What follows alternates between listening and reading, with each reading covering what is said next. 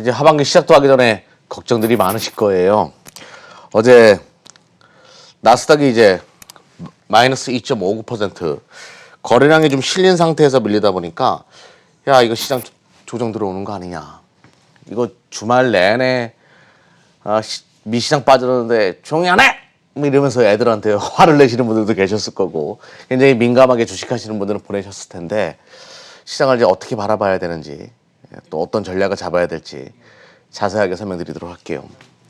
나스닥이 이렇게 빠진 가장 큰 원인은 2차 팬데믹에 대한 공포감 아니죠. 1차 팬데믹도 아직 끝나지 않았다. 45,000명이요. 미 코로나 일일 확진자 수 최대 기록을 이제 보여주다 보니까 코로나는 이거는 정말 끝나는 것이 아니구나. 야 이거 언제까지 우리 글로벌 시대의 시장에 발목을 잡는 요소가 될까 너무너무 두려워지기 시작하는 거죠. 그러면서 매물이 나오다 보니까 야 이거 시장 조정 들어온다. 3월달 폭락장이 다시 재현될 수 있다. 이런 분위기가 만들어지죠. 그런데 그러면서 이제 뭐 우리가 곧버스라고 하죠. 인버스에 투자하신 분들은 참 또 야 이거 또 이제 드디어 이제 내가 예상했던 조정이 오는구나 이런 생각을 하는 분들도 많이 계실 텐데 제가 여러분들에게 이거 말씀드릴게요. 기다리던 조정은 오기가 굉장히 어렵습니다. 그리고 일부 이제 현금을 만들어 놓고 시장이 밀리면 그래 3월달 같은 폭락이나 아니면 시장에 조정이 들어오면 나 매수에 참여해야지 이런 분들 계실 거예요. 근데 여러분들이 기다리던 그런 조정은 오기가 굉장히 어렵다. 3월달 정도의 조정은 정말 오기가 어렵고 그에 준하는 뭐 절반 정도의 조정이라도 오지 않을까? 그것도 굉장히 어려워 보입니다. 그러면 기다리는 조정은 오지 않는다라는 그 격언에 맞춰가지고 제가 그 이유를 하나둘씩 설명드릴게요. 첫 번째 이유는 과거 신종플루 사태 때를 생각하면 답이 나올 거예요. 우리는 2009년도 때 물론 뭐 코로나에 비해서는 별 볼 일 없는 질병이었다라고 볼 수 있겠지만 우리나라에서 75만 명 발생했고 사망자가 그때 280명 정도가 됐을 거예요. 꽤 큰 타격을 줬던 신종플루. 그때 대한민국 지수에는 큰 영향을 주지 않았지만 항공주들, 여행주들에는 정말로 치명타를 줄 수밖에 없었죠. 해외여행을 안 나갔으니까 그때 대한민국 국민들이. 그래서 대한항공 주가를 보면서 한번 생각을 해보자고요. 그때 5월 달에 이제 그 문제가 터지기 시작해서 6월, 7월 달 조정이 있었습니다. 대한항공 진짜 깊게 빠진 거였어요. 그때 시장, 글로벌 시장의 그 분위기 대비해가지고. 굉장히 오랫동안 조정이 깊었고 기간 조정도 상당히 깊었습니다. 그리고 나서 이제 신종플루가 완화되기 시작하면서 다시 상승기로 넘어갔는데 9월 달에 8월 9월 달에 2차 확산이 벌어져요. 이 신종플루가. 근데 그때 주가는 크게 빠지지 않죠. 1차 대비해서. 왜 이러냐 이거예요. 그때 신종플루 2차가 더 셌던 걸로 기억하는데 왜 1차 대비해서 2차의 조정은 그렇게 깊지가 않았을까? 그 이유는 아주 간단한 논리예요. 시장은 예측 가능한 것들. 그러니까 이 수달이 한 번 이 함정에 빠졌어요. 근데 두 번 이 함정에 빠질 확률은 떨어지잖아요. 그러니까 예측 가능한 것들은 그렇게까지 뭐 급격하게 반응을 보이지 않는다. 이미 계산했던 것들. 그러니까 뒤통수, 앞통수는 그렇게 크게 반응하지 않는다라는 거죠. 근데 뒤통수는 정말 세게 반응하는 거고 예상했던 것들은 크게 반응하지 않는 것이 바로 주식시장이다. 이걸 여러분들이 먼저 기억해 두셨으면 좋겠어요. 그래서 첫 번째 기다리던 조정. 시장 하락폭은 그렇게 크지 않을 것이다. 2차 팬데믹이 여기서 악화 일로로 확대된다라고 하더라도 꼭 기억해 두셨으면 좋겠습니다. 그리고 두 번째로는 여전히 통화정책과 재정정책은 만약에 이것이 더 악화되는 분위기다라고 하면 미국 내에서도 통화정책과 재정정책은 더 강한 것들이 나올 거예요. 글로벌 시장 모든 국가들이 대부분 그럴 겁니다. 뭐 우리가 알다시피 회사채까지 사준다고 했어요. 연준이. 굉장히 파격적인 것들을 이야기합니다. 미국의 기업들은 부도날 일이 없죠. 연준이 계속 회사채를 사준다라고 하니까 발행 회사채부터 시작해가지고 유통 회사채까지 이런 프로젝트를 진행한다라는 것은 만약에 추가적으로 이것이 확대된다? 그러면 또 연준과 미 재정 당국의 재정 정책이 나타날 가능성이 높기 때문에 시장은 뭐 크게 반응하지 않을 가능성이 높다. 이렇게 보시면 될 것 같습니다. 그리고 가장 큰 본질적인 부분을 이야기하자고요. 지금 글로벌 전방위적으로 우리나라만 그런 것이 아니라 이게 그리스에서 나온 기사예요. 그리스에서는 통풍치료제 콜키신 코로나19에 효과가 있다. 이런 얘기가 나오기 시작합니다. 우리만 치료제, 백신의 모든 것을 건 것이 아니라 전 세계에 있는 각 국가들이 모두가 이 코로나 백신과 치료제에 모든 것을 걸고 있어요. 그러다 보면 분명히 가시적인 결과가 나오겠죠. 과거에 신종플루도 그랬듯이. 꼭 기억해 두시고 백신과 치료제가 나온다라는 그 전제는 우리 인류를 너무 위대하다라고 생각하는 것도 무리지만 너무 하찮게 여기는 그것도 무리다라는 겁니다. 인류가 가지고 있는 이 과학의 기술을 믿어볼 만하지 않냐. 저는 이렇게 말씀을 드릴게요.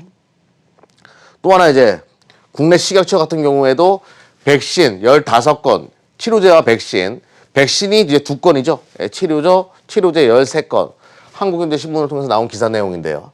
15건 임상 승인이 진행됐습니다.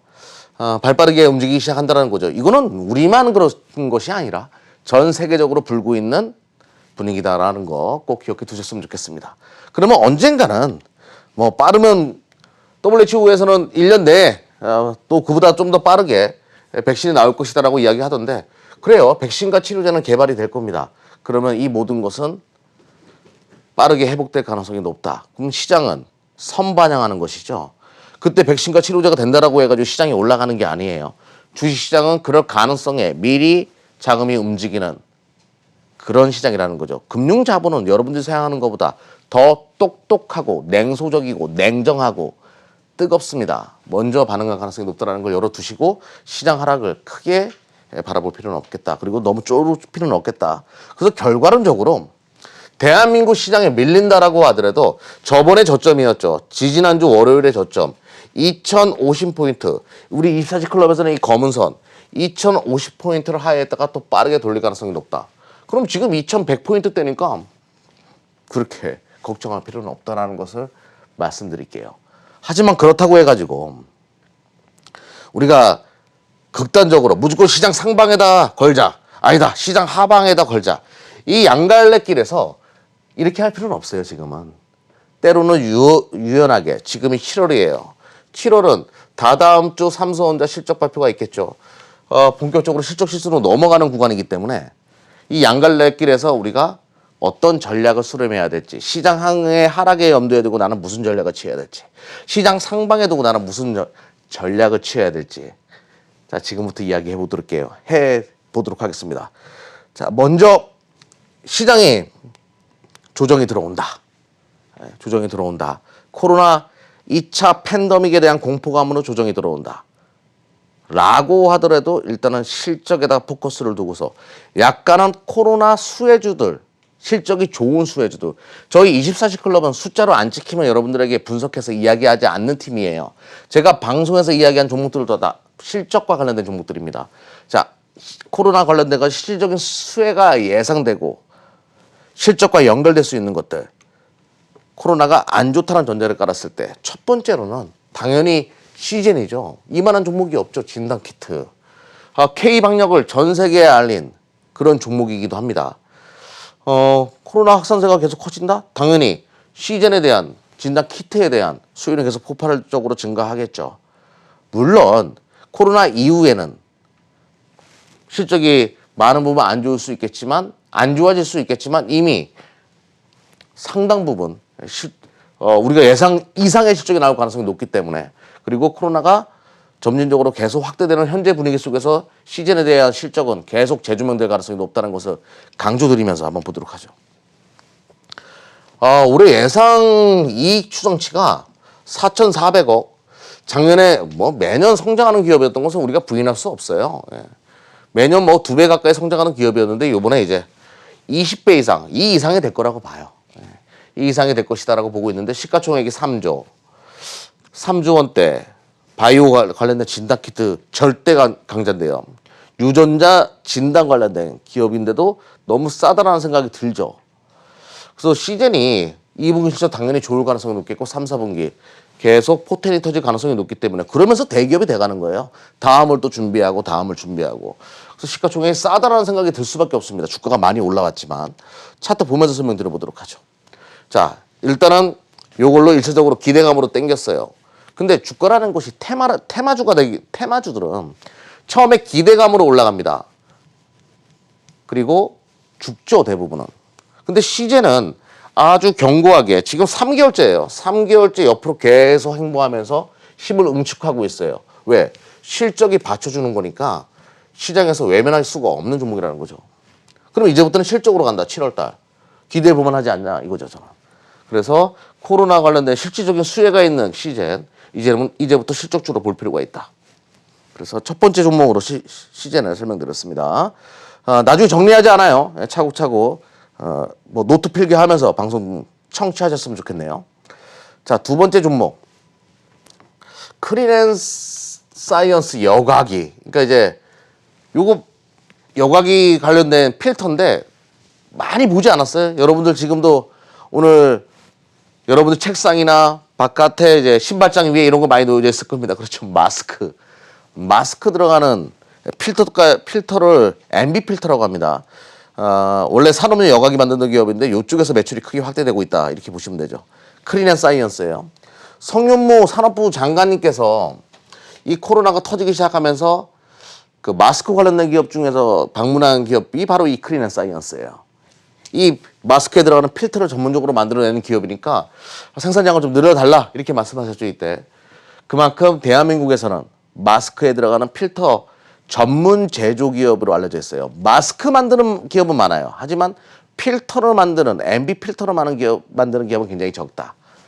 그래서 실적은 당연히 좋을 수밖에 없을 것이다. 여러분들이 지금도 마스크를 쓰고 있기 때문에 그렇게 보시면 되겠고 이미 뭐 산업용 여과기 시장에서는 크린앤사이언스가 1위였습니다. 2위가 이제 한국 알스트롬 비상장 기업이죠. 이 기업이 이제 이런 비율이었고 그러다 보니까 필터 쪽도 크린앤사이언스가 가장 많이 생산하지 않을까 조심스럽게 예측해 보고요. 자, 뭐 각설하고 작년에 영업이익이 100억이었습니다. 109억이었어요. 작년에. 근데 이번에 코로나 사태가 터지고 1년 동안에 영업이익이 109억이었어요. 근데 이번 1분기 때 영업이익이 56억이었습니다. 그러면 이제 2분기 때 어느 정도 예상하냐 이거죠. 2분기 때. 자, 24시 클럽, 발로 뛰는 24시 클럽에서 미리 예측을 해본 결과 올해 2분기 때 100억 이상이 될 것이다 라고 예상합니다. 그러면 상반기에만 156억이에요. 상반기에만. 그러면 이미 작년 실적을 뛰어넘은 거죠. 영업이익을. 자, 주가 여기 있을 이유 없겠죠. 예, 좀 살펴볼 필요가 있겠고 차트 보면서 설명드려보도록 하죠. 시장에 조정이 들어와도 계속 24시 클럽의 이 그물망 상단을 타고서 올라갑니다. 상단을 타고서 계속 올라가요. 충분히 실적에 대한 기대감이 있으니까 또 특히 외국인과 기관들이 최근에 집중적으로 매집을 해줍니다. 뭐 때문에 매집을 할까요? 그렇죠. 실적 시즌이 오고 있기 때문에 매집을 하고 있다. 코로나 확산의 수혜주이기도 하니까 좀 점진적으로 볼 필요가 있지 않냐 이렇게 바라봅니다. 그래서 코로나 관련된 종목으로 두 번째 종목을 살펴봤고요. 자, 이제는 플랜 B로 넘어가야죠. 시장에 조정이 들어온다라고 했을 때 실적이 받쳐주는 종목들 그리고 우리가 관심 있게 봐야 되는 것들. 오늘은 반도체에 관련돼서 좀 이야기를 깊이 있게 해보려고 해요. 시간이 되는 데까지 한번 해보려고 합니다. 반도체의 종류는 인텔이 만들어내는 CPU라고 해야 되겠죠. 이런 그 반도체를 비메모리라고 하고요. 요거를 여러분들 좀 이해를 하셔야 돼요. 좀 공부 좀 할게요, 여러분들. 그리고 삼성이나 SK 하이닉스가 만들어내는 것을 DDR, D램이라고 하죠. 메모리 반도체라고 합니다. 그래서 삼성이 요 시장을 이제 넘어가려고 하는 거예요, 지금. 파운드리 시장. 요 두 가지로 나누는데 먼저 비메모리부터 설명드리기 전에 하나씩 한번 짚어보고 가도록 하죠. 반도체 시장 규모에서도 비메모리, 하얀 색깔이 비메모리 쪽이라고 보시면 됩니다. 전체 반도체 시장 규모에서 비메모리 쪽이 차지하는 비율이 66% 그리고 메모리 쪽이 차지하는 비율이 34%. 그만큼 비메모리 시장이 더 크다. 메모리 시장이 많이 올라왔음에도 불구하고 여전히 비메모리 반도체 시장이 큽니다. 비메모리 반도체 시장이 성장한 국가가 어디 있나요? 전 세계. USA. 아메리카. 트럼프가 그 자랑하는 그레이트 아메리카 얘기하는 미국과 그리고 대만. 이렇게 발달해 있고 대한민국은 메모리 반도체 최강 국가고 최근에 비메모리 쪽으로 그 영역을 넓히고 있다. 근데 참 비메모리 반도체 시장 굉장히 큰 시장이죠. 이 시장을 잡아야 되는데 아무튼 그래서 비메모리 반도체와 메모리 반도체가 무엇이 다르냐? 먼저 비메모리 반도체는 CPU, 여러분들이 쓰는 뭐 AP 칩 이런 것들을 말하는 거예요. 정보 처리를 목적으로 하는 겁니다. 플랜하고 행동하는 거 이런 것들을 처리하는 거고요. 메모리를 저장해 주는 것을 이제 메모리 반도체. 메모리를 정보를 저장해 주는 거. 서버용 D램 많이 들어보셨죠? 서버에 들어가는 거 뭐 이런 것들. 이런 것들입니다. 그래서 여기서 중요한 부분은 생산 방식에 있어 가지고 볼 필요가 있는데요. 다품종 소량 생산, 비메모리는 다품종 소량 생산. 메모리는 소품종 대량 생산. 무슨 차이가 있을 것 같아요? 다품종 소량 생산. 단가가 비싸겠죠. 소품종 대량 생산은 단가가 싸겠죠. 규모의 경제. 근데 이거는 다품종 소량 생산이니까 설계 능력 이런 것들로 좌지우지 된다는 거예요. 미세공지 능력, 미세공정의 능력. 이거 굉장히 중요한 부분이에요. 그래서 비메모리 쪽은 마진율이 높아요. 마진율이 높습니다. 이쪽은. 꼭 기억해 두셔야 돼요. 영업이익이 이와 관련된 기업들은 영업이익이 다 좋아요. 제가 이걸 왜 설명드리겠어요? 영업이익률이 좋은 기업들을 지금부터 설명드리려고 하는 거예요. 비메모리 쪽에 포함되는 기업들. 그러면 이제 비메모리를 지금부터 마진율이 좋은 100원 팔아가지고 300원씩, 30원씩 벌 수 있는 비메모리 쪽을 지금 보려고 하는데 비메모리 쪽은 두 개로 나눠집니다. 이것도 공부를 하셔야 돼요. 오늘 완전히 뭐 강의 시간이네. 죄송해요, 여러분들. 어떻게 하다 보니까 이거를 설명하려면 어쩔 수 없었습니다. 어찌 하다 보니까 그렇게 됐어요. 자, 비메모리 쪽은 공장은 있고 설계는 없는 파운드리 회사. 삼성이 지금 나가는 방향이죠. 그러니까 설계를 해와. 내가 생산해 줄게. 이제 TSMC 대만의 대표적으로 TSMC 이런 기업들이 파운드리고 팹리스는 설계 공장은 없고 설계만 해주는 거. 팹리스 제조가 없다. 팹이 제조잖아요. 대표적으로 인텔, 퀄컴, 이제 애플도 이거죠. 퀄컴 이런 기업들이 여기에 포함되는 거예요. 그래서 오늘 우리가 봐야 되는 건 뭐예요? 대한민국은 제조업 강국이잖아요. IT 하드웨어 강국이에요. 요와 관련된 기업들 중에서 고마진을 누리고 있는 기업들을 지금부터 보려고 해요. 시장에 조정이 왔을 때 좀 접근하자. 그러면 여러분들 대한민국 비메모리 반도체 쪽에 대표적인 종목이 뭐가 있습니까? 그렇죠. 리노공업. 글로벌 시장 점유율 1위예요. 이게 무엇이 만드는 기업이냐? 빠르게 진행할게요. 소켓, 리노핀이라고 합니다. 이거 원래. 자체 브랜드가 있어요. 요게 이제 검사 장비거든요. 비메모리 반도체들을 검사해주는 소켓인데 자기네 그게 있어요. 리노핀이라고. 자기네 브랜드가 있다. 대명사예요. 글로벌 시장 점유율 1위입니다. 엄청난 기업이죠. 그리고 테스트 소켓, 요게 이제 소켓이라는 건데 요런 것들 요렇게 돼 있습니다. 요런 거. 요것도 이제 검사 장비. 요것이 잘 작동하는가 안 하는가를 봐주는 거예요. 예를 들어 TSMC에서 제품을 만들었습니다. 요걸 통해 가지고 검사를 해주는 거죠. 그리고 이제 최근에 의료기기 쪽으로 그 영역을 넓히고 있어요. 그래서 글로벌 시장 넘버 원에 검사 장비 소켓과 핀을 만드는 기업이다. 이렇게 보시면 됩니다. 비메모리 반도체 설계를 누가 위탁해서 생산을 해요. 그럼 TSMC가 생산하고 삼성전자가 생산합니다. 그러면 그거를 이제 검사해주는 소모성 부품을 만들어내는 기업이다. 이렇게 보시면 됩니다. 그래서 총 매출의 53.1%가 소켓 쪽에서 찍히고 그 다음에 자체 브랜드 리노핀에서 또 찍히는 그런 구조인데요. 대부분 이제 소모성 검사, 소모성 부품 쪽에서 만들어진다. 그렇게 보시면 됩니다. 자, 매년 매출액이 증가해 왔어요. 영업이익도 증가해 왔고요. 근데 무엇보다 놀라운 거는 비메모리 반도체 쪽은 뭐가 높다라고 했죠? 마진율이 37.3%예요. 2분기, 1분기 때 38.45%였습니다. 그만큼 고마진의 산업이다. 자, 그러다 보니까 최근에서 이제 그 비메모리 반도체 관련된 기업도 주가가 전 세계적으로 날아가다 보니까 리능공업도 당연히 갈 수밖에 없었고 주가가 급등했는데 시장 조정이 오게 되면 11만 원 밑으로 내려올 경우에는 매수 관점으로 보실 필요가 있겠죠. 이런 그림을 그리고 있으니까 금을 막 들어왔을 때 조정이 들어와라 이런 생각이 드실 거예요 벌써.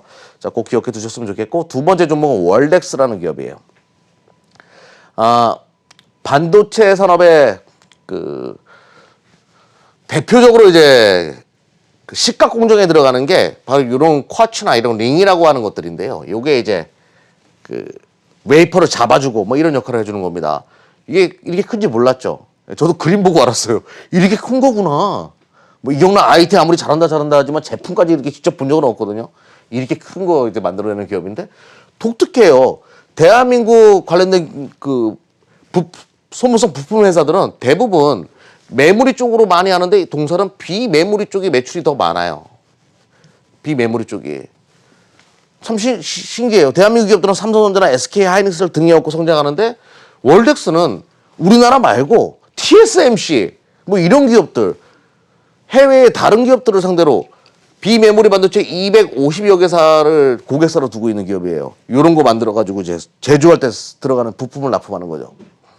그래서 실리콘과 관련된 실리콘 링이나 뭐 쿼츠 관련된 대부분 이제 식각에 들어가는 고정 링을 만들어내는 그런 쿼츠를 만들어내는 기업이다. 뭐 이렇게 보시면 됩니다. 제가 잠시 후에 자세한 교정은 말씀드릴 거고. 그런데 이제 재미난 것은 요 WCQ 이거는 이제 미국에 있거든요. 요쪽이 이제 제가 비메모리 반도체 강국이 두 개가 있다라고 했죠. 미국이랑 대만.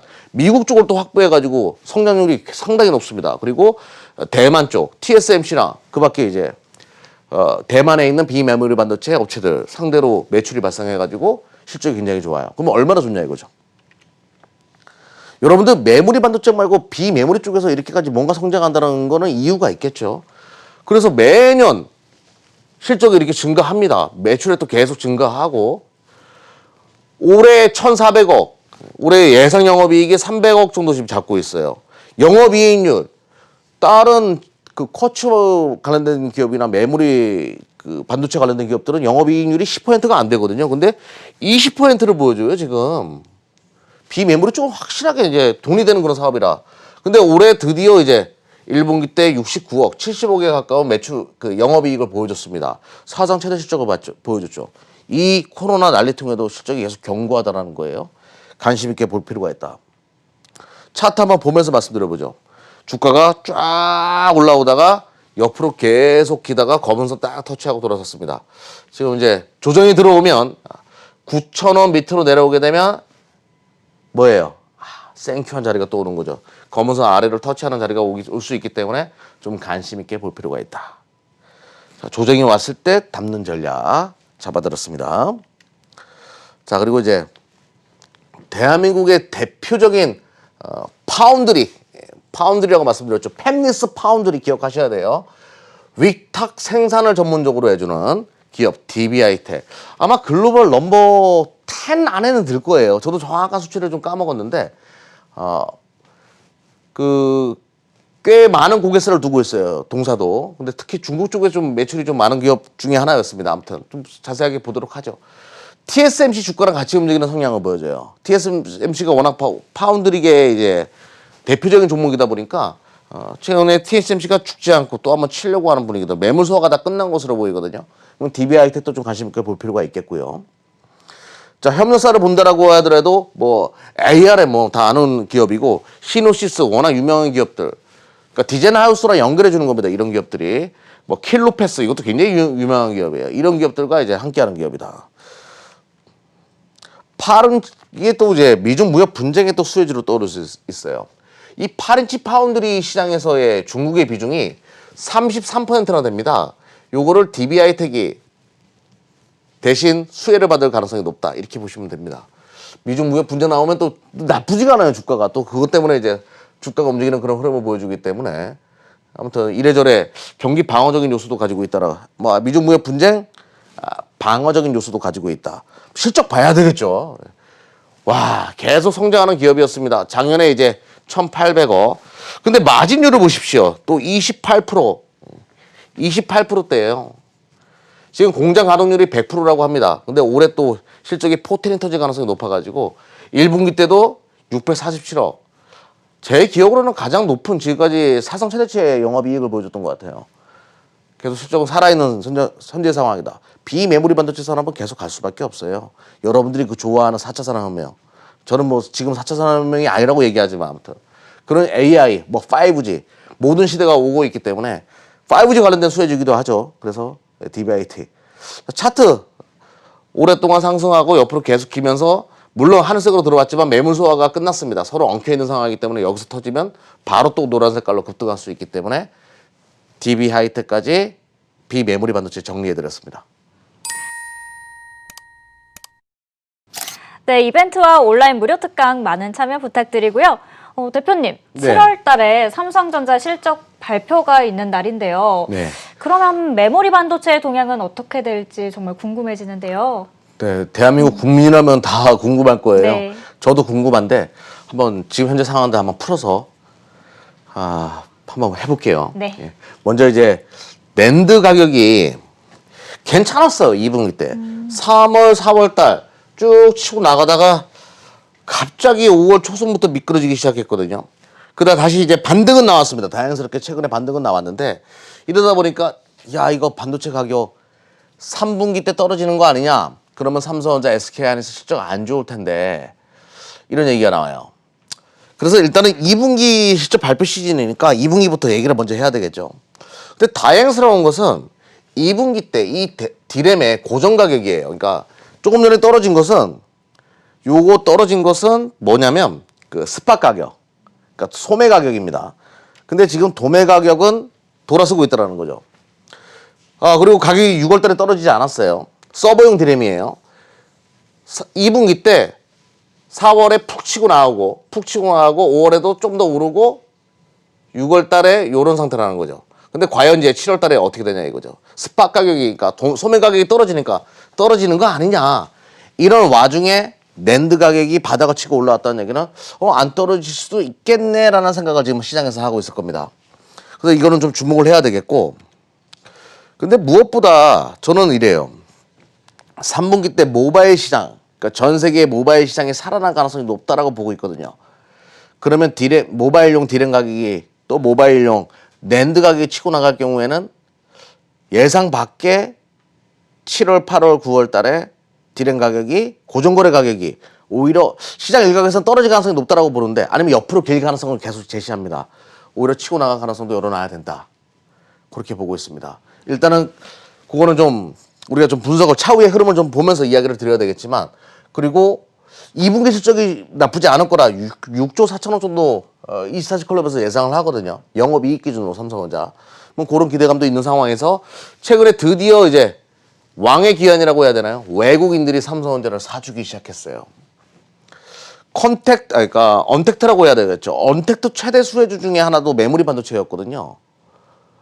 집에서 넷플릭스 볼 때 넷플릭스는 뭐 해야 돼요? 서버용 디램 깔아줘야 되고 모바일로 볼 거 아니겠습니다. 그럼 거기에 뭐 들어가요? 메모리 반도체 들어갈 거 아니에요. 언택트 최대 수혜주인데 시장에서는 좀 냉소했죠. 네, 물론 뭐 대한민국의 상징적인 종목이기도 했으니까 뭐 이래저래 아무래도 외국인들 자꾸 빠져나가다 보니까 수급의 공백이 있었고 다시 외국인들이 채워놓는다는 것은 시사하는 바가 굉장히 크다. 대한민국 시장이 미 시장에 밀린다라고 하더라도 대한민국 시장이 견고할 가능성도 굉장히 높다.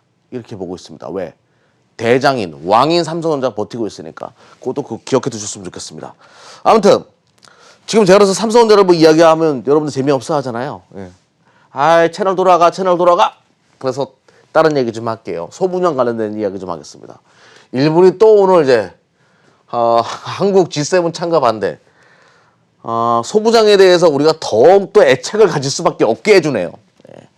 어쩌면 아베는 이 소부장을 가지고 있는 그 주주들에게는 참 반가운 친구일 수도 있을 것 같아요. 반가운 분일 수도 있을 것 같습니다. 아무튼 G7 참가 반대 이야기가 나왔고요. 그러다 보니까 소부장 관련된 종목들을 다시 재조명할 필요가 있겠죠. 그래서 일본의 수출 규제 관련돼 가지고 작년에 시작된 겁니다. 정말 아픈 데만 찌른 거 아세요? 이거 포토레지스트 그러니까 PR이라고 하죠. 포토 레지스트, 불산, PI 필름. 이거 진짜 급수로 찌른 거예요. 일본이 꽉 잡고 있는 것들. 예. 그런 데만 찌른 거죠. 특히 PI 필름이나 불산 같은 경우에는 미세 공정과 연결되는 부분이었어요. 특히 비메모리 반도체 쪽으로 넘어갔을 때 굉장히 주요한 부분이었는데 여기를 찌른 겁니다. 요거는 시사하는 방이 이제 컸다라고 보시면 되겠죠. 그래서 EUV 그 PR 같은 것도 한번 보도록 할게요. 그래서 반도체 공정을 좀 설명드리도록 할게요. 그래서 노광 공정 굉장히 중요한데 메모리 반도체 공정은 노광, 식각, 증착으로 전공정을 나눌 수 있어요. 증착. 이렇게 세 가지로 나눌 수 있는데 처음에 이제 가장 중요한 부분 노광 공정부터 이야기하도록 하겠습니다. 노광 공정 같은 경우에는 이렇게 EUV로 빛을 쬐 가지고 반도체를 만드는 건데 여기와 관련돼 가지고 이제 마스크 이게 일본 업체들이 90%를 차지하고 있거든요. EUV잖아요. 극자외선이 쬐서 반도체를 설계를 한다? 그러면 이 마스크가 일반 마스크로 지구상에 있는 마스크로 제품질의 마스크로 이걸 막으면 어떻게 될까요? 녹아버려요. 그래서 이 블랭크 마스크 만드는 기업으로 이제 SNS텍을 제가 소개시켜 드렸죠. 이게 9,490원이었습니다. 작년 12월 5일 날 여러분들에게 소개시켜 드렸고 1년 작년 내내 말씀드렸습니다. 이게 주봉이거든요. 4만 원, 3천 원까지 왔으니까 4배 이상 올라왔죠. EUV라고 하면 지금 시장은 이렇게 양잿물도 마시는 분위기예요. 계속 올라가고 막 난리 치는 겁니다, 지금. 뭐 FST라는 기업도 그래서 올라갔던 거고. 근데 이제 여기만 들어가는 것이 아니라 이것만 있는 것이 아니라 다 바뀌어야 돼요. 이 빛 자체가 달라지는 거기 때문에. UV가 아니라 EUV잖아요. 지구상에 없는 파장이다 보니까. 그래서 가장 먼저 바뀌어야 되는 것 중에 하나가 강강제인데요. 빛을 흡수하는 거거든요, 이 제품이. 근데 일본이 192나노부터 수출을 허가제로 바꾼다 이렇게 얘기한 겁니다. 이게 왜 중요한 거였어요? 이게 엄청나게 센 거였거든요. 왜 그러냐면 삼성은 192나노를 D램으로 하거든요. D램. 그럼 삼성의 D램 공정에 차질이 발생할 수밖에 없는 상황이 발생한 거예요. 그러니까 이재용 부회장이 막 찾아가고 그랬던 거죠. 그 요거를 대체해 줄 수 있는 기업이 바로 동진 세미캠이에요. 국내에서는 유일하다고 보시면 됩니다. 그러니까 D램을 대체해 줄 수 있는 기업, 동진 세미캠. 그러다 보니까 시장에서 그랬구나. 동진 세미캠이 대체해 줄 수 있구나. 그래서 지금 동진 세미캠이 대체를 했다라고 제가 말씀을 드렸죠. 그래서 아무튼 저희가 원했던 우리 24시클럽에서는 요거를 10,000원대부터 10,000원 이하에서도 샀었어요. 지속적으로 모아와가지고 요번에 28,000원 이상에서 전량 매도를 했습니다. 그런데 지금도 이 종목은 좋다라고 봐요. 이 반도체 쪽에서 한 종목만 매집을 했었거든요. 요때 매집을 했었고 요것이 이렇게 터진 건데요. 여기서 매도를 했고 28,000원 이상에서. 근데 이쪽이 EUV까지 연결될 경우에는 주가가 더 갈 수가 있죠. 일단은 24시클럽에서 실질이 있는 것만 얘기하잖아요. D램도 동지세미캠이 진행을 했기 때문에 올해 예상 영업이익을 1,400억까지는 바라본다. 그러면 곱하기 10배 해가지고 1조 4천 ALF 포토레지스트라고 하거든요. D램용 포토레지스트. 그러면 1조 4천 1,400억까지는 영업이익이 갈 거다. 그러면 시가총액 1조 4천까지만 봅시다. 이렇게 보고 지금까지 끌고 왔던 거고 1조 4천이 넘었을 때 매도를 한 거죠. 근데 EUV로 연결될 경우에는 EUV 포토레지스트까지 성공했다라는 이야기가 나오게 되면 주가는 어떻게 될까요? 지속적으로 갈 가능성이 높겠죠. 그래서 조정이 들어오면 다시 매집하는 쪽으로 보실 필요가 있다. 이렇게 설명드릴게요. 자, 그리고 반도체 공정을 좀 이야기 드리도록 하겠습니다. 정말 많은 기업들이 있어요. 제가 뭐라고 말씀드렸죠? 노광, 식각, 증착을 전공정의 3대 공정이라고 했는데 정말 많은 기업들이 있습니다. 대한민국 진짜 IT 강국 같죠? 근데 문제가 뭔지 아세요? 대한민국 장비 회사들은 반도체 장비 기업 순위는 1위부터 15위까지 싹 이렇게 다 있는데 하나도 없어요. 여기에 들어가 있는 게. 이게 대한민국 IT 장비의 현실이에요. 어플라이드 머티리얼즈, 램 리서치, 도쿄 일렉트론, ASML, EUV 성공한 다 있는데 대한민국 기업은 없다라는 거죠. 그래서 대한민국 기업들 중에서 좀 관심 있게 봐야 되는 것이 이제 시각 공정 관련된 것들 있잖아요. 그러니까 시각. 요 시각 반도체를 자르는 거. 근데 여기에 반도체를 자르다 보니까 뭐가 있어요? 포토 레지스트가 남아 있습니다. 요거를 벗겨주는 장비 업체가 하나 있어요. 그 기업이 PSK라는 기업인데요. 이 기업이 유일하게 글로벌 넘버원 장비 분야, 스트리퍼 장비 분야 1위 업체예요. 관심 있게 볼 필요가 있겠죠. 지금 램리서치나 ASML은 주가가 얼마까지 가는지 모르는 상황입니다. 그래서 제가 이제 PSK 기업 탐방까지 갔다 왔는데 일단은 지금 1분기가 137억 영업이익이 나왔고 2분기도 좋을 거예요. 근데 삼성에서 설비 투자 확대한다는 얘기 나오죠. 3분기, 4분기도 좀 기대해 볼 만하다. 이거는 기업 탐방 갔다 와서 제가 분석해 본 내용입니다. 차트를 본다라고 하더라도 옆으로 계속 기면서 지금 그만 타고 있기 때문에 조정 들어오면 좀 관심 있게 볼 필요가 있다. 이렇게 설명드릴게요. 자, 그리고 반도체 증착 공정 관련된 거. 반도체 웨이퍼 위에다가 이제 전자식 신호를 심어주는 거예요. 요거를 증착이라고 하는데 여기와 관련된 기업은 이제 짧게 빠르게 설명드리겠습니다. PVD, CVD, ALD 이렇게 나눠주는데 위에서부터 아래로 가면 갈수록 그 성장 공정이라고 보시면 돼요. 이거 다 설명 못 드리겠네. 그래서 ALD 관련된 종목을 좀 보셔야 되는데 ALD가 싱글 타입이 있고요. 배치 타입이 있습니다. 근데 최근에 요 배치 타입, 라지 배치 타입이라고 해가지고 좀 크게 대규모로 이제 ALD를 하는 방식이 있어요. 이 시간이 없어서 짧게 하겠습니다. 요와 관련된 기업이 유진테크 ALD 장비를 성공시켰어요. 그래서 유진테크 관심 있게 볼 필요가 있고요. 또 조정이 들어오게 되면 점진적으로 들어갈 필요가 있다. 최근에 주가가 많이 올랐죠. 이런 얘기가 나오면서 이렇게 보시면 되겠고 또 이제 시가 공정 관련돼 가지고 이제 또 하나 좀 보도록 하겠습니다. 부품이에요. 건식 시각으로 바뀐다라고 제가 항상 이야기 드려요. 반도체를 자를 때. 그러면 이제 플라즈마로 자르게 되거든요. 그러니까 가스를 내보내면서 이제 플라즈마로 자르게 되는데 기존의 요 링이 그러니까 실리콘 링으로 하게 되면 이게 녹아버려요. 요 녹는 것을 방지하기 위해서 실리콘 카바이드 링을 만들거든요. 실리콘 카바이드 링을 만드는 기업이 바로 이제 그 TCK라는 기업인데요. 고단화 낸드 본격화되면서 96단 이상 낸드가 일반화되고 있습니다. 앞으로 낸드가 반도체 공정에서 43%, 52% 고단화 낸드가요. 이렇게 진행되게 되면 TCK의 실리콘 카바이드 링은 더욱더 많이 판매될 수밖에 없어요. 그래서 TCK 올해 그 예상 영업이익 765억 정도 바라보고요. 계속 성장하는 기업이라는 거 알 수 있죠? 계속 작년 대비해서 작년은 592억 영업이익 이런 식으로 영업이익률 35.67%. 좀 관심 있게 볼 필요가 있다. 그래서 주가 또한 이렇습니다. 자, 지금까지 이제 메모리 반도체 TCK까지 살펴드렸어요.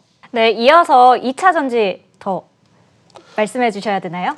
2차 전지까지 이제 네, 빠르게 전해주시기 말씀을 드리도록 바랍니다. 하겠습니다. 지금 빠르게 반도체를 얘기하다 보니까 2차 전지는 일단은 LG화학을 이야기를 꼭 드려야 됩니다. LG화학 같은 경우에는 테슬라를 이제 납품하기 시작했잖아요. 1분기 때, 상반기 때.